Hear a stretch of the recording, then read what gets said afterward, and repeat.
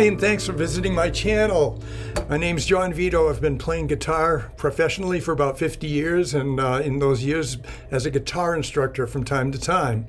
What I'd like to go over with you today is how to make your guitar playing easier and more efficient, and easier ways to go from chord to chord, because beginners can learn how to do chords, but the biggest issue they have early on is going from one chord to another. You may be at that point where you're having a little difficulty making quick changes between chords.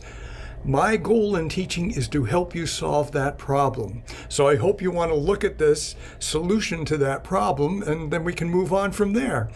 So what I just did was a very standard progression: D, G, D, A. So it's very common in guitar music because all those chords don't require a bar chord. And they're the three primary chords of the key of D. The D is the 1 chord, the G is the 4 chord, the 5 is the A chord, back to the 1 chord. It's a natural cycle of tension and release in music, and consonance and dissonance going back to the 1 chord. There's your theory lesson for today. But the thing is, to do it quickly, let's take the D chord to the G chord. Now, if you notice, on the D to G, every finger has to change string. That's the first issue you're dealing with. And the second thing is the G is pretty tough because these have to go from here to here. So you have a lot of movement. Okay, let's stop there. You're on the D chord. Okay, get the D chord going here. Now you have first finger, third finger, second finger. This is the standard way to play the D chord, and frankly, it's probably the most efficient way to play it for open chord acoustic guitar playing.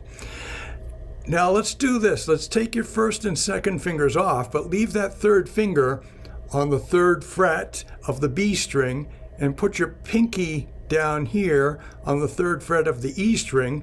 And actually, if you play the bottom 4 strings, you have a G chord. So D, G, D, G. That 3rd finger does not change position at all. We call that an anchor finger, and your fingers can pivot on that finger.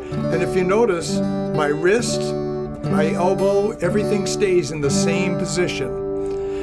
To complete the G chord properly, you'd probably need to put the 2nd finger down here on the 3rd fret, the 1st finger here on the 2nd fret of the A string. So you got, so D, A, but leave the 3 and 4 fingers down here.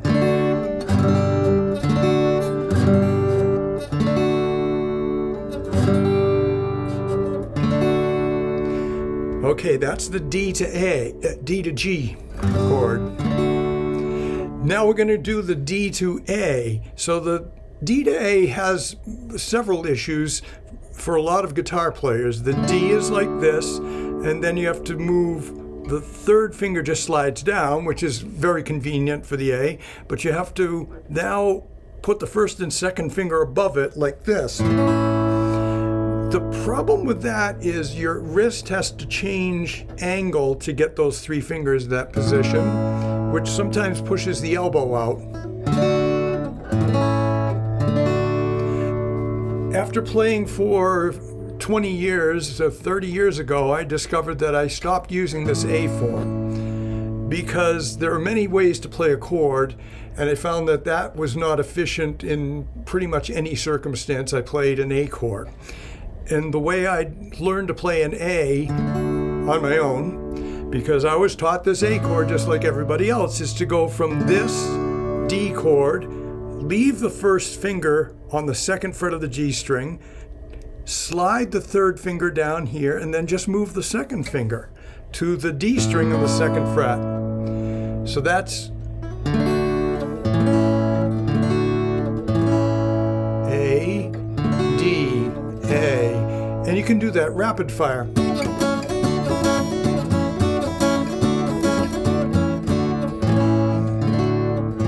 See how little motion is involved in that? So it's Let's go to the D, G, A again. It's D, G, D, A, D, G, D, A. And the third finger has not left the B string on any of those chords. That is what will make it easier for you.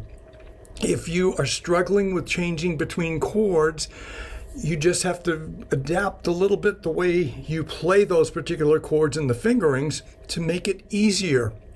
There's no reason to keep doing a difficult chord change when there's a much easier solution. So I hope you like this lesson. I have some others on similar issues with this, and I hope you can view those too. And thanks for stopping by.